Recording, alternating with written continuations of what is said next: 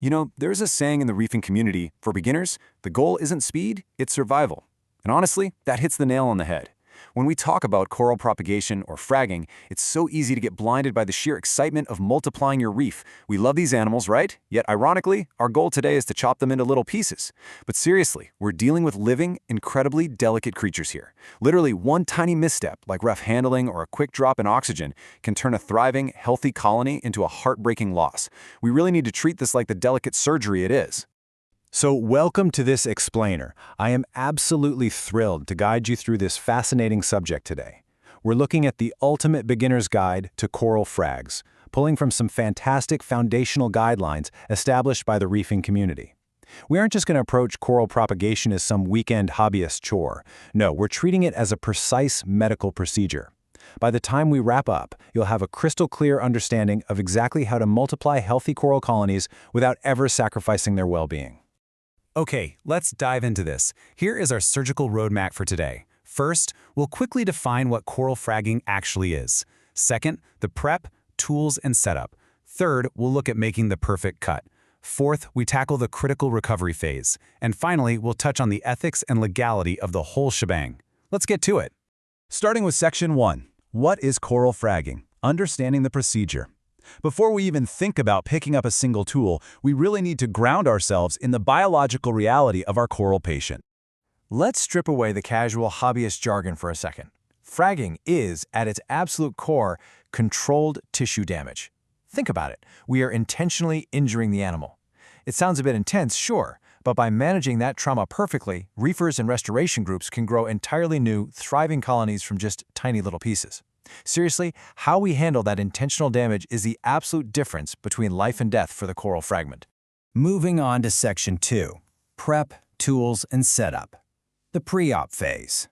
Look, you'd never want a surgeon walking into an operating room totally unprepared, and you shouldn't either. Here is your essential surgical prep checklist. First off, notice the dedicated frag tools, so please leave the kitchen scissors in the drawer for this one.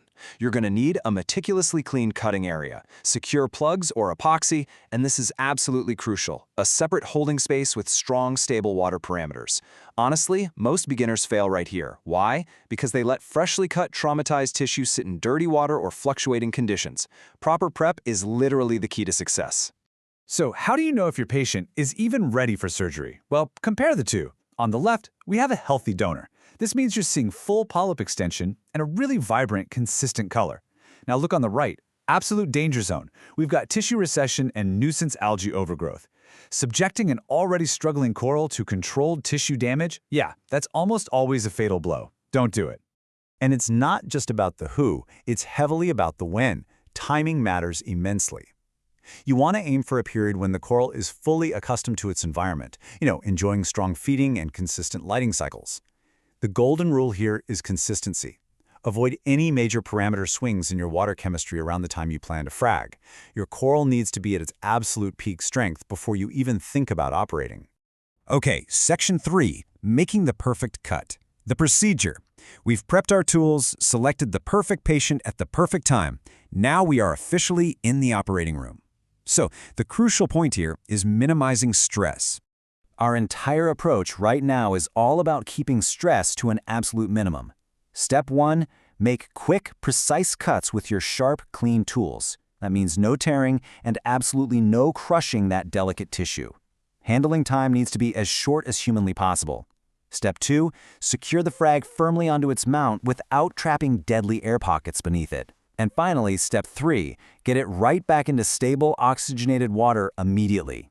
Air exposure is public enemy number 1 here.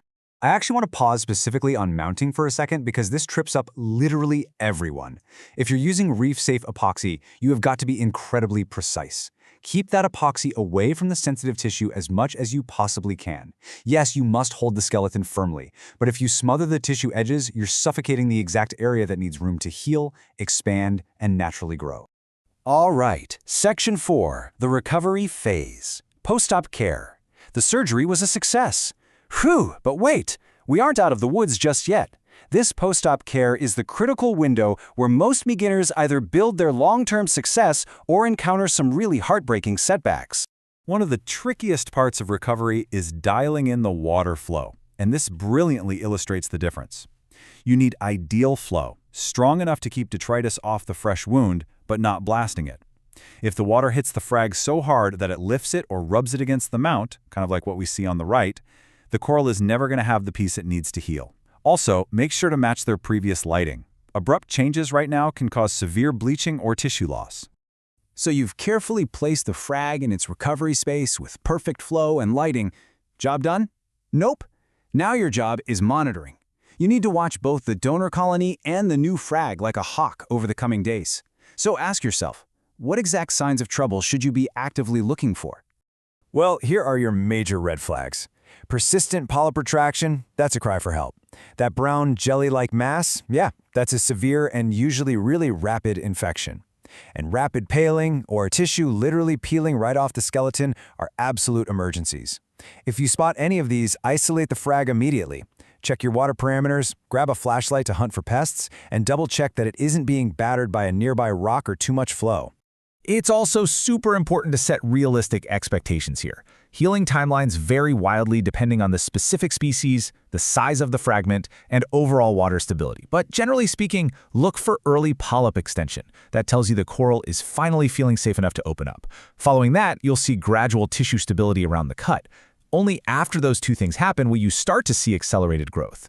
Trust me, patience is your best friend here. Moving to our final section, Section 5, Fragging Ethics and Legality, the Hippocratic Oath for Reefs. We've mastered the physical process, but responsible aquarists really must look at the bigger picture. First, do no harm. Even totally well-intentioned fragging can devastate global ecosystems if you ignore sourcing and permits. Your safest, most ethical path is actually pretty simple. Only use legal, captive-grown slock. Rigorously avoid taking fragments from protected wild reefs or any area where collection is prohibited.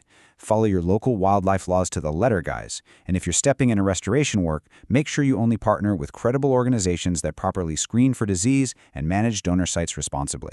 Let's move to and see how this builds into one core philosophy from our guidelines today. Learn the species, respect local rules, and prioritize animal welfare over speed. Done responsibly, fragging is an absolute game changer. It builds captive reef resilience, takes the pressure off wild reefs, and aids in oceanic restoration. But it demands immense discipline and respect for the animals we keep. I want to leave you with this final, somewhat provocative thought to ponder the next time you look at your tanks. Are your fragging practices genuinely contributing to global reef resilience, or are you just rushing to expand your own private collection? It's a profound responsibility we hold as reef keepers. Keep striving for survival, stability, and ethical care. Thanks so much for joining me on this explainer, and I hope this helps you cultivate a thriving, responsible reef.